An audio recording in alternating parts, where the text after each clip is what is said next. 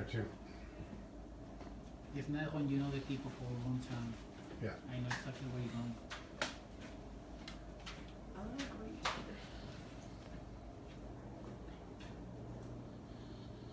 Just wondering if it's gonna go live. Like, oh, there you go, building the audience now. That's the longest it ever took. How's it going, guys? I see there's one person viewing. Hey guys, how's it going?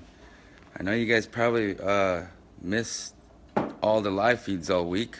It's because I took a break. You know, you can't always do live feeds every day like some people. I'm playing, guys. It's nice to see everybody back here. Doing a new travel thing, just going out, spreading Standing Rock solidarity. And as you guys all may know, that they're still up there in Standing Rock fighting. I am no longer around Standing Rock, but there's one thing I've been telling everybody: Standing Rock's still with me, and it's right here. And no matter where you go in this world, Standing Rock's everywhere. And so, as far as what I've been doing up there, you know, and what I captured, and all the truth that I've been putting out, you know, it's everywhere. I just want to let everybody know that, you know, that's how much I carry with me now. As for what I've been doing for the past year, actually, for the past 6 months. It was a pretty intense fight. Still fighting up there. But right now, the camp is dealing with a lot of negativity, a lot of bad stuff going on there. And everyone knows it. Everyone sees it on Facebook. It's because people are, you know, up there telling lies, stories, trying to manipulate what's going on up there so people can leave, make the camp shut down, you know. Like I said, guys, it's all about that psyop stuff, psychological warfare. They're turning our own people against each other. They're making believe people sold out, you know, and all kinds of tactics. And it's pretty crazy. So, well, I'm here, and I want to get down to where I'm at. I'm actually in the city of Redwood City. Redwood City, actually, yeah, that's what it's called. It's in the Bay Area. It was a pretty intense flight. Arrived here last night. Had to circle the Bay Area twice with the plane, and I was peeking out the window, and it was crazy.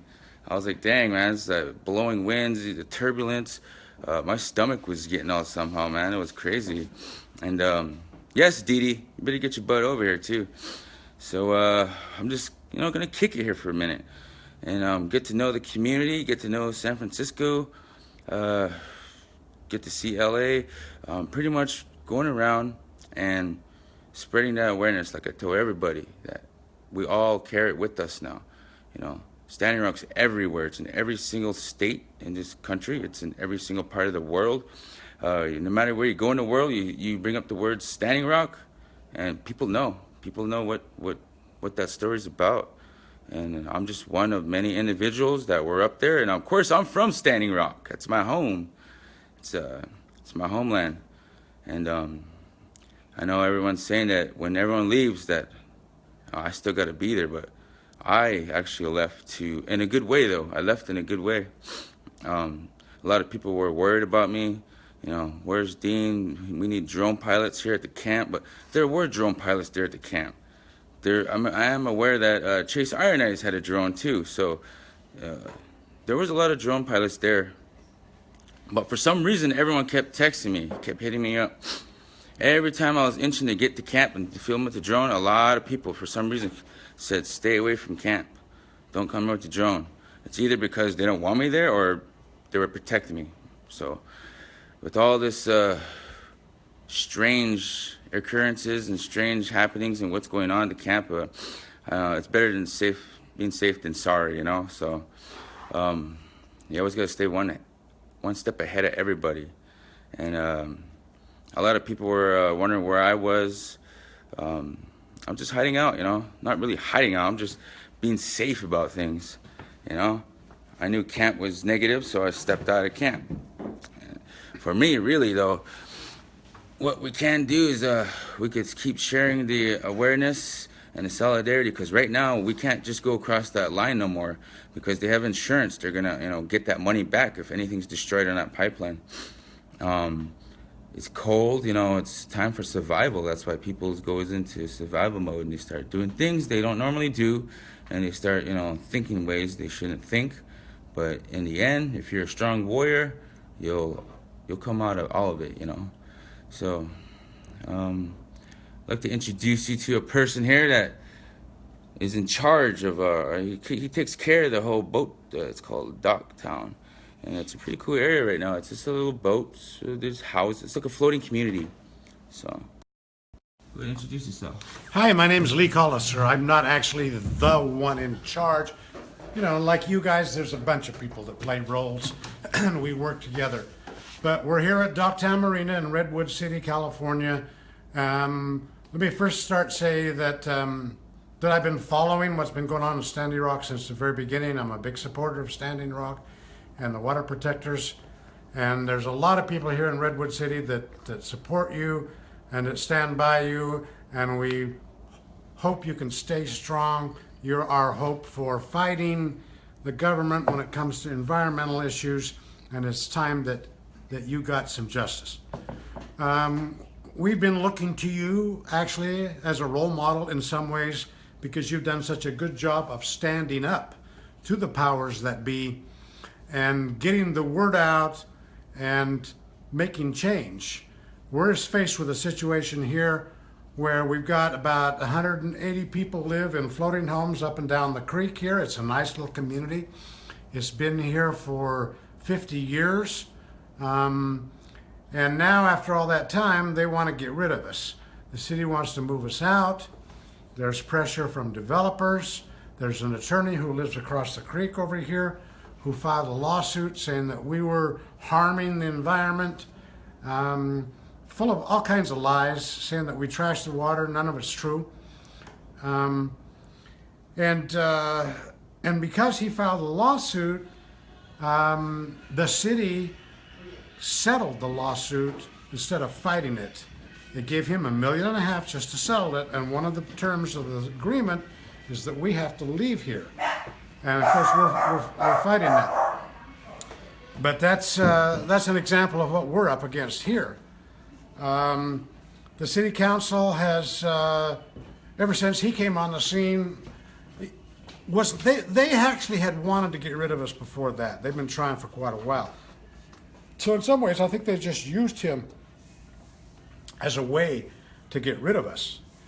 And I'm not going to say they were all in it together. That I can't prove that. But it's kind of curious that once the guy files the lawsuit, everybody in the city stops talking to us, and now the city all of a sudden has a way to actually make us move, because they've got a lawsuit, and under the court, there has to be some resolution to us. Now, we never had any say in any of that. These were decisions that were made by the attorney, by the city, by the county, by the State Lands Commission, without taking into consideration what we want to do. So we have continued to push. We've made our feelings known. We have showed up time and time again at meetings. We've won them over by the strength of our convictions and by the strength of our arguments. They go away and then they come back later on and they try again. And they've kind of been wearing us down. This has been going on for a few years here yet. So I appreciate the opportunity to tell our story to all you guys. Facebook, Save DockTown. You can find out more about us and what's going on here. And encouragement and support and sharing with your friends is very much appreciated. So I want to thank Sky very much for letting me tell my story here today. And can I just say, for the people who aren't in California, there's no other place these boats can be moved. There's no available dock space. That's true. So I can repeat that, in fact. So by pushing them out, they will lose their homes. There is no other place these can go. Right. Well, they're offering to pay us some money. It's not nearly enough, but she's right. I mean, initially their idea was, well, you guys could just move somewhere else. Well, guess what? There's nowhere else to go. I mean, some boats can find places to go, but all these nice floating homes in here and the houseboats, they're not allowed anywhere else in California except just a very few places, and those are all full up.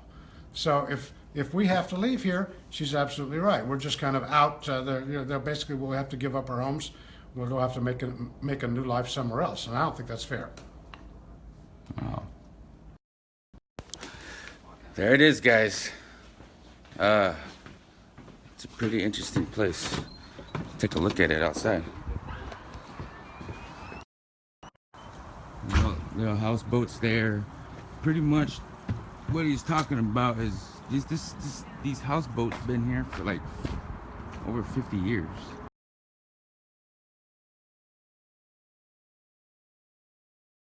And so this is where they live. It's basically like a small, all houseboats. They just float on the water here, But the city wants to get rid of all these boats, They don't want them here because they want to build those big things way in the back, all those big condos, so they could probably, a one bedroom would be like $3,000 of rent every month.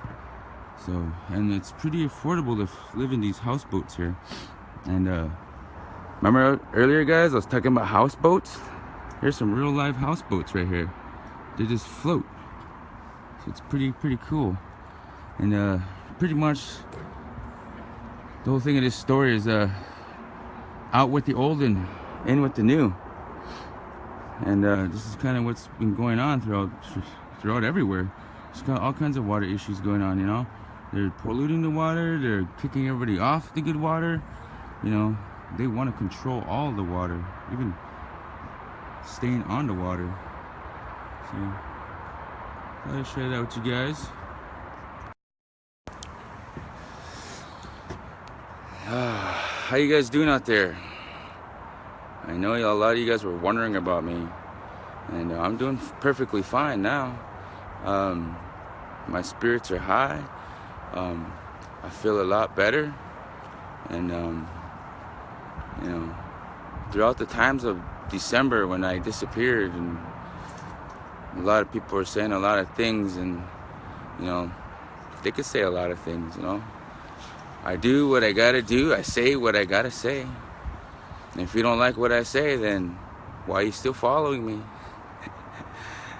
But those of you who all still follow me, I'd like to say once again, thank you guys, and for pretty much staying there for me, I guess, I get a lot of messages every day. Even when I don't even live feed, I get messages every day. And it's been pretty crazy in this journey.